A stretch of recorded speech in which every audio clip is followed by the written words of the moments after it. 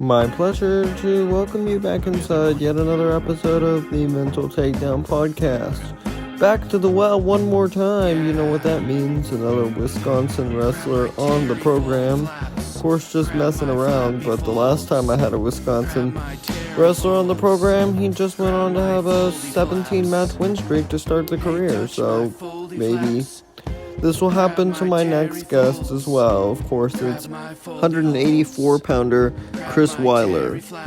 He's a great interview. That 30 minutes flew by. He's entering his sixth and final year, and he's ready to finally make it right one last time because his body can't hold up anymore otherwise. Other than that, it's a great conversation. As always, we'll see you on the other side and roll the tape. Stick around to the end to hear Chris explain his walkout song. Joining us now is Wisconsin's super what do they call y'all? Super senior? Yeah, it's super senior. Multiple super senior. Yeah. Chris Weiler, how are we doing? I'm good, man. I'm good. Yeah, I'm one of the oldest guys in the NCAA. Now, is that something that, like, when you first stepped on a college campus, like what, more than half a decade ago, and you just never imagined yourself still doing it? Yeah, so my thoughts, I'm in my sixth year, so I was going to do 5 regardless, pretty much from day one on a college campus. I knew I was going to go 5 years. Was, with 6, the only time I was thinking of 6 years if I got hurt and I took a medical, but then, with COVID, I guess that kind of counts. But there was the one thing is there's no way I was ever doing 7 years. Like guys like Kemmer and those guys who've been in college for 7 years, that was my thing. It's like 6 years, I could handle it, but I wouldn't be thrilled. 7 years, just too much. But yeah, so it's definitely interesting. And I didn't really expect to be doing 6 years, but here we are. So got to make the best of it. And so now, like, that must be an interesting dynamic, like not only on Wisconsin's team, but I guess across the country, that like you've got kids that are true freshmen, straight out of high school, barely my age, because I'm a senior in high school, not much older than me, that like have barely experienced life, and here you are with a degree and going to grad school and all that good stuff. Yeah, it's definitely a weird dynamic, actually. DJ Hamidi every once in a while will make fun of me for I'm almost a decade older than him. He's 17. I'm 25, so I'm almost 10 years older than one of my teammates. So yeah, that's definitely definitely weird to think about. That the crazier part is I've wrestled for 21 years, so I've been straight up wrestling. My wrestling career is older, or has gone on longer than most of my teammates have been alive. So that's the one where I'm like, man, that kind of hurts to think about, like just getting up there in age. And so it was interesting as I interviewed DJ, and I had to say, like, I knew he was good, but if I got him like after his first match, and like to say that I thought he would be 17-0 and top 5 in the country and like blowing everybody up, I mean, I'd be lying if I said that was true.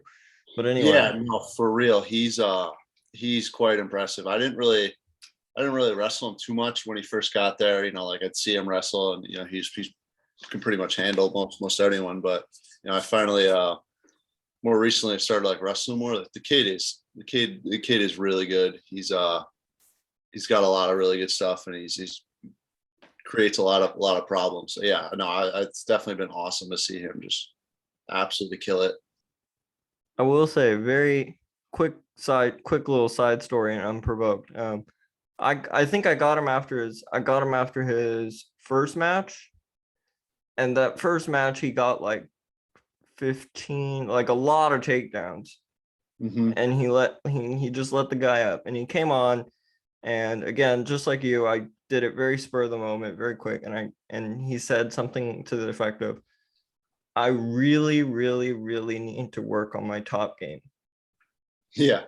And it's just so cryptic. Like every time he gets a pin, I tweet it out, and it's like I don't think I've ever seen somebody, like, because people say that kind of stuff all the time. They're like, oh, all I need to do is do X, Y, Z, and nothing really comes up of it at least as quick as he did, because now he's right up there for like most pins in the country.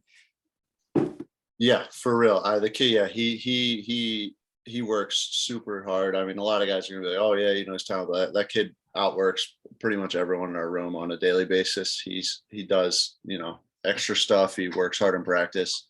So like if you're part of the program and see the kind of work he puts in day out, yeah, it's not overly surprising. But I guess, for the average fan or the average viewer who isn't in our room and doesn't see the amount of effort that he provides on a daily basis, it is kind of crazy. But yeah, kid works really hard.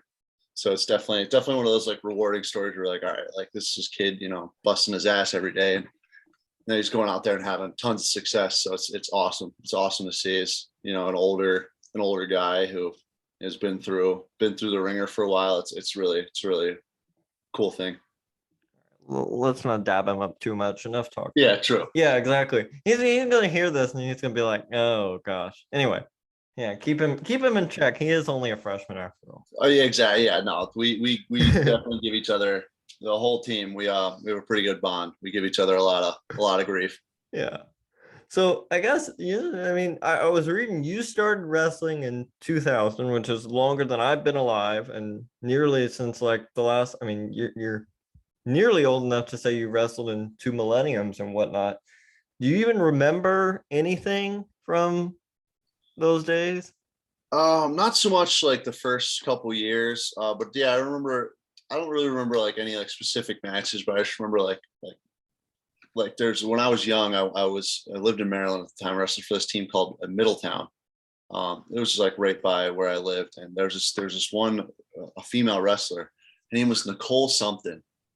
I remember like probably one of my first memories is she used to beat the snot out of all of us in our little age group. She used to just absolutely smoke us. And I remember that when I was younger is getting my ass kicked by her multiple times. I don't know what ended up, whatever happened to her. I haven't seen her in probably 20 years, but yeah, that's probably my first memory, was wrestling at Middletown. And I had to probably be like 6, and she used to just kick the crap out of all of us.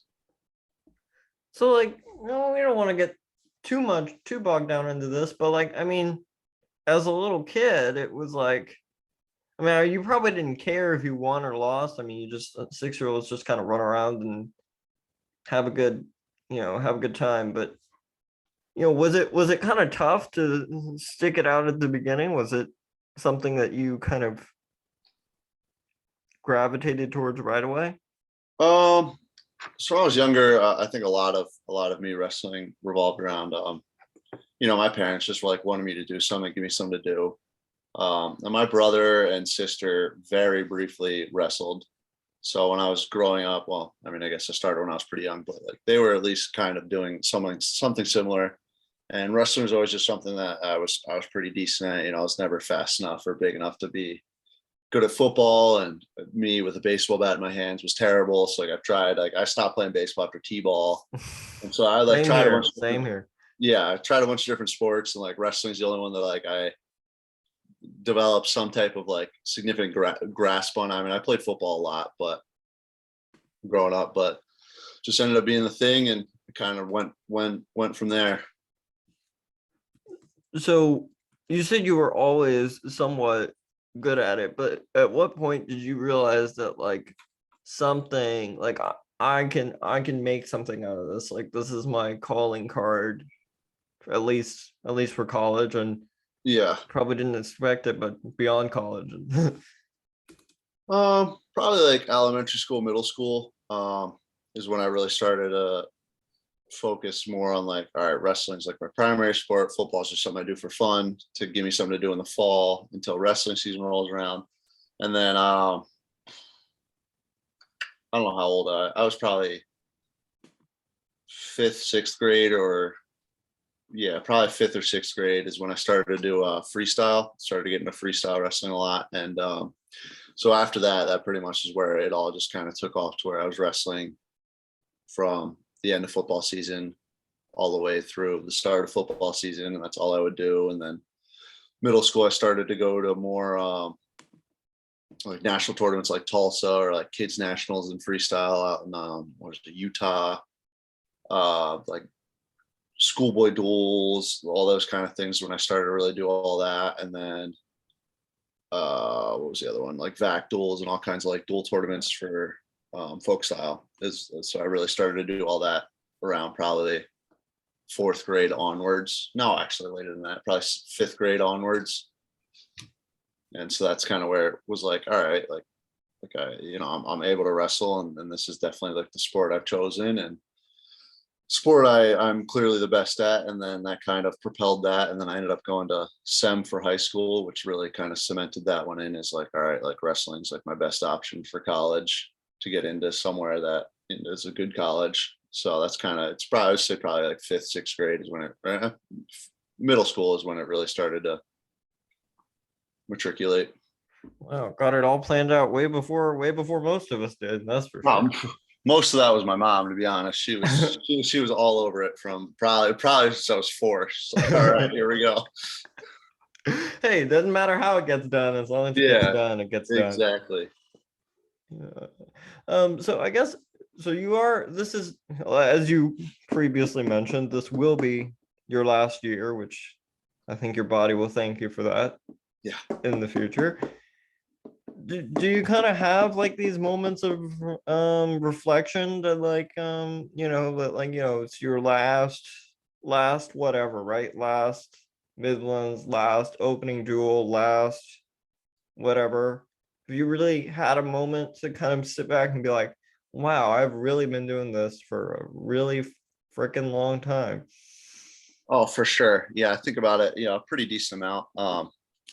Just throughout the days or about the weeks, especially now it's starting to come towards the end of dual season. I'm like, I have Iowa. I have 4 more duels left in my college career, which is kind of crazy to think about. That it's really coming to a close pretty quick.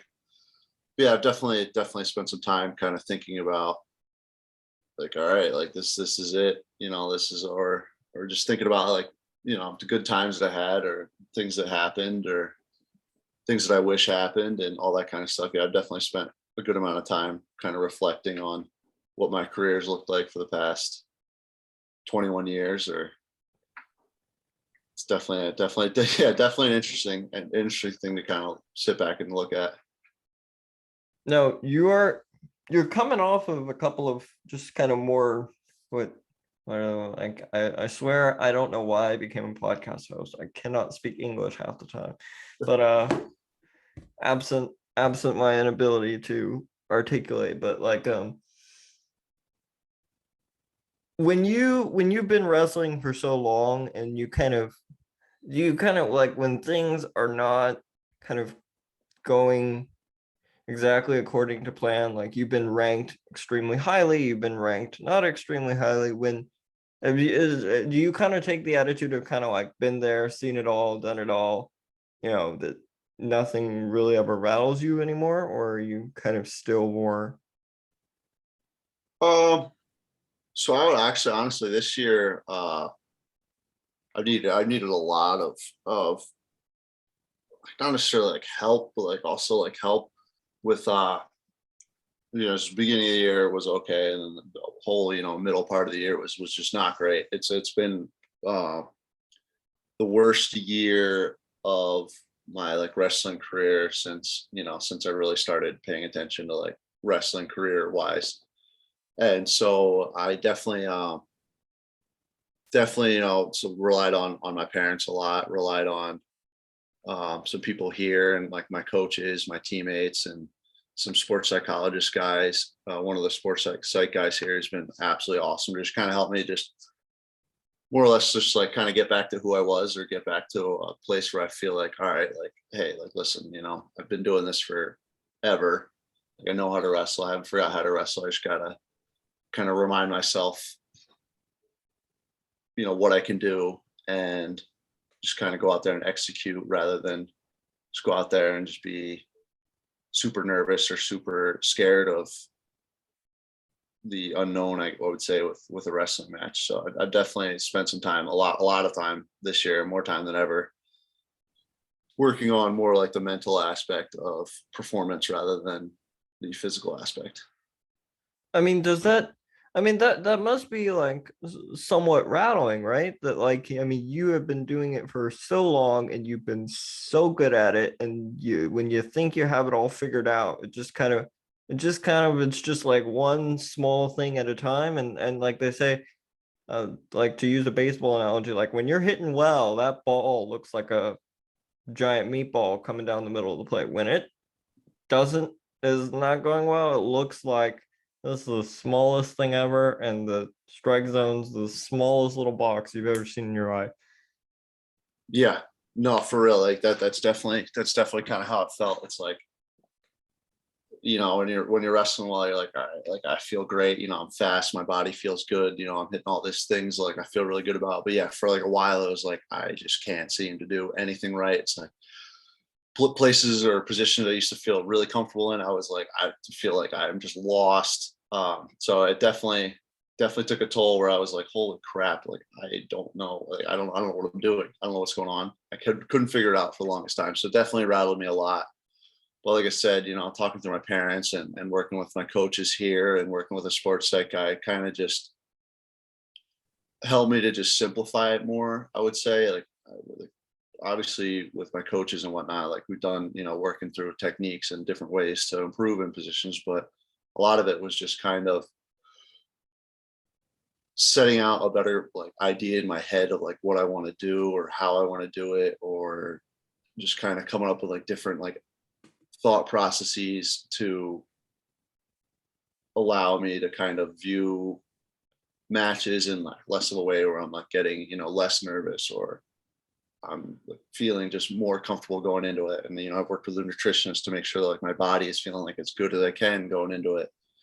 And so just kind of working through those things have really helped me, feel more secure in my abilities. And obviously my performance the last 2 weekends have been significantly better than the ones previous. And so it's just kind of trying to piece it all together before nationals comes, because don't have another chance after this one. So I got to make the best of it. Yeah, yeah, I mean, you definitely no more after this, otherwise your Yeah. body Yeah. It's just going to just might riot. for real. It's just going to turn to dust. Like, So have you thought about kind of what you would do after you hung up the shoes for good? And is that something that's maybe a little daunting to think about, because I mean you've been wrestling ever since you could talk, like form sentences probably. yeah. So no, I have a job lined up in Denver next year. There we go. So yeah, so I'm good on like the working aspect, but yeah, I don't really know what I'm going to do in like my free time. I think, living in Denver, I'm going to try to do some snowboarding and get into snowboarding, because yeah, you're right. It's like I've been a wrestler for so long. Wrestling's completely dominated my life for the past 10 years. And so it's definitely something that, like, the more I think, or anytime I think about it, I'm like, man, I just don't know what I'm going to do. Because, I had this sport in wrestling. That was my life. If anyone asks like, oh, like, what do you do? It's like, oh, well, like I'm a wrestler. It's like, what would be the first like sentence? And soon it's gonna be like, well, I'm an ex wrestler. It's like, oh, that doesn't sound nearly as good. So it's just I'm gonna have to find something. So yeah, my plan right now is, I got a job, I got all that signed up. I think I'm gonna start doing, try to snowboard a little bit more, because it was always something I wanted to do, but it was in the middle of wrestling season, so I didn't really have the free time to be able to go and figure it out. Yeah, you are like after you hang it up for good, like after you get off work, there's like nothing, right? There's Yeah, no practice to go to. No one's telling you, gotta be there by 6:30 or whatever, exactly. It's gonna be weird, but I mean, I'm looking forward to it. But it's definitely gonna be an adjustment to not. One thing I'm definitely gonna be nice not having to, like, go in and sweat out 6 pounds a day. That's something I'm looking forward to. So, oh, Just Denver, just kind of the cards fell that way. Yep. That's where I wanted to go. There we go. So and yeah, I ended up finding a job out there, and so one of my old Lehigh teammates, he lives out there, and one of my other really good friends from Lehigh, she lives out there as well. So I have friends out there, and that was always somewhere that I thought would be super cool to live and super cool to work. So I ended up working out really well, and I'm pretty excited. I'm actually super excited about that. I'll be out there, start my training in June, and then I'll be out there in August. So that's coming up pretty soon. There Couple you months. go. Do you? I mean, is it fascinating what you're doing, or is it just one of those other jobs that the rest of So us would be like, eh? it's all right. Like, so I'm working for a company that sells like automation equipment to manufacturers.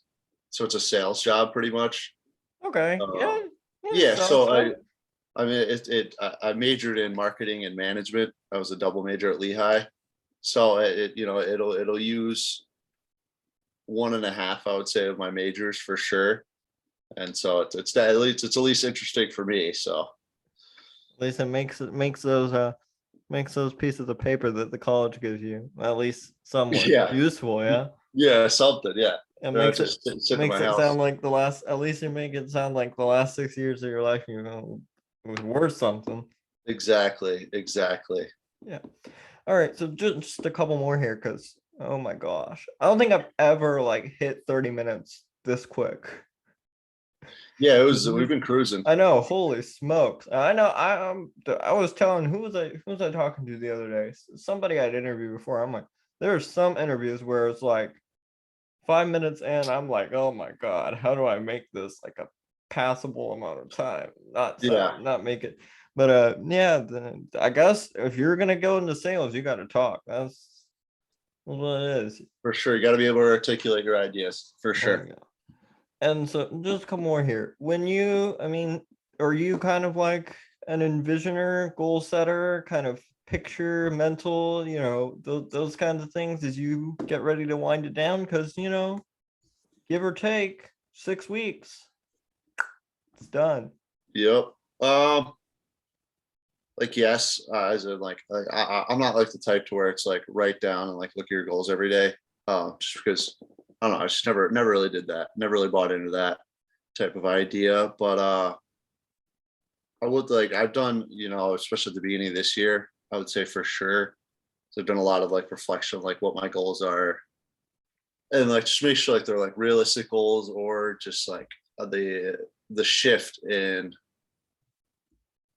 my own personal goals as well as like my goals for my own career as well as like my goals for like my teammates or the type of teammate that I want to be. Yes, I would say personal, and then like my goals like my personal goals and my goals as like a teammate and my goals as like a person have definitely shifted a lot more in my time at Wisconsin, which I feel is like a good thing. I have to reflect on that. So yeah, I've definitely set some goals of like things like I want to achieve myself, and then some things like I want people to think or say or talk about myself. I guess if that ever comes up.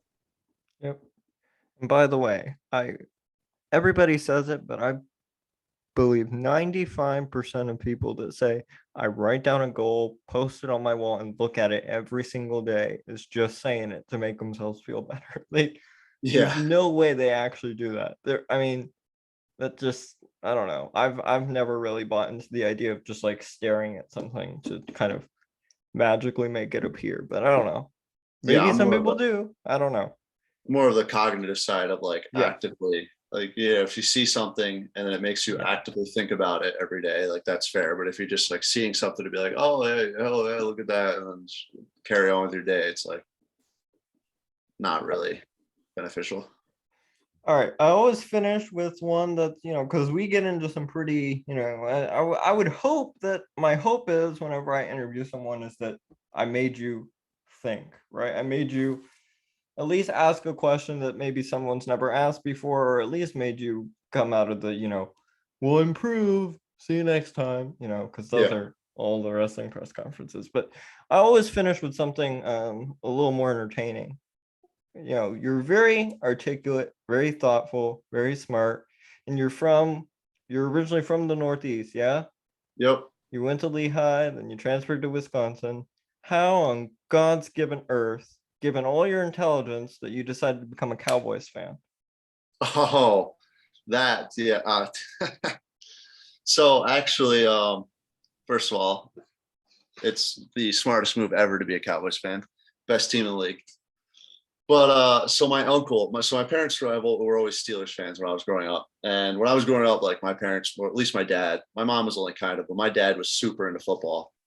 It was back, the Bill Cowher Steelers days. They were always like the steel curtain and Jerome Bettis the bus, and he would be spending every Sunday screaming at the TV, all those kind of things. But my uncle, my sister's brother, he was always a Cowboys fan. And so, I always had like at least someone in the family was a Cowboys fan. And when I was younger, I was a fan of the Eagles for a hot minute because I really liked Terrell Owens. Yeah. And T.O. was like my favorite player. Yeah. And then so when he would move to the Cowboys, that was it. I decided, I'm going to switch to the Cowboys. And then my young self also thought that the Dallas Cowboys cheerleaders were very attractive. So between the cheerleaders and T.O., I decided to make the worst choice of my life and become a Cowboys fan. And it's just been utter letdown and disappointment ever since. Yeah. So I guess honestly, if you're a masochist, the Cowboys are the team for you because they will destroy your hopes and dreams every January. I was gonna say, super smart guy. Like I was like trying to find like a long lost relative in Texas. Because I'm from the state of Texas, which okay. Yeah, so I live in Houston. We're not doing too hot either, so I guess I really shouldn't say anything, but I feel like that's worse, to get that far and then, especially this year. Oh my gosh. This year, this year was rough. Yeah, I catch a lot of flack for being a Cowboys fan, but I always kind of say that the Cowboys are the worst team to root for because you always have a really good team and there's always high hopes and they always just do something to be like, you know what, actually, I finally believe in them again. Because it's always like, no. They're just going to do the same thing every year, but then they always do something like, you know what, I believe in them. And then it's just like they somehow you get roped back in and then it's just, oh, well, no, I lied. It's just another letdown. Yeah, right. It's not fun. All right. Come next January, we'll see how it goes. Yeah. What we can do. Yeah, we always got next year. There's always next year. Always. Next year, we're always 1 year away from solving our problems. And we're also always 1 year away from absolute utter chaos again. Yep. Yeah, yep. That's the Cowboys motto. We're 1 year away from being great again. Yep. Let's end on a more cheerful note. What's your walkout song so I can use it for the intro and outro and all that good stuff? Okay, so that's actually my walkout song is it's by one of the creators of Rick and Morty, and it's a song called Terryfold, and it is complete and utter nonsense. One of my teammates, Don Dentino, found this song somehow and like played it all the time, and it's just makes zero sense whatsoever. And so I was like making some jokes. I was like, oh, I'm making my walkout song, like, and then I was like, you know what, like, why not? Like, it's my last year. So yeah, I would probably, if I were you, I would probably choose literally any other song because it's makes no sense whatsoever. DJ was so embarrassed to tell me his song. Like, he literally would not give it to me. And I was like, God. I don't know which one he is, honestly. I don't remember. Something about Playboy Cardi did not sound. Oh, that sounds about right. Yeah. Good old DJ. I wasn't supposed to say that out loud, but I mean, goodness Lord. But as they say, there's a fault in every man, right? Yep. There you go. All right. Thank you so much for all your time. I'll send you the file eventually. I edit like a slow uncle. I mean, Jesus Christ. So if I go dark for a little bit, I promise I haven't forgot. But yeah, you're good, man. One of these days you're gonna get a video. All right, sounds good. Sounds good. Enjoy the rest of your day off. Go too. Do more useful things. I will try. I got some other stuff I gotta do. I got a lot of chores. There we go. Yeah, no one else did those for you nowadays. Yeah, it's the worst. Yeah, take it easy. You too, man. Have a good one.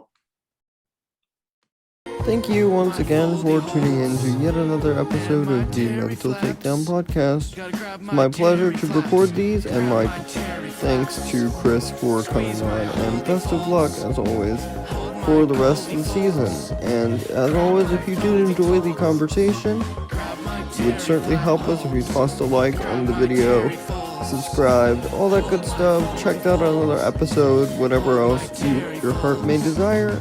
Otherwise, have a good day, and we'll see you around the bend next time. I got one right here. Grab my terry flap, squeeze it.